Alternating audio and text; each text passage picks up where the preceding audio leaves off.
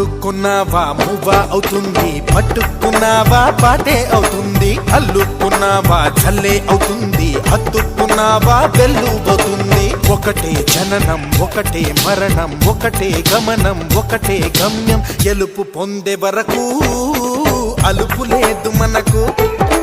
బ్రతుకు అంటే గెలుపు, గెలుపు కొరకే బ్రతుకు.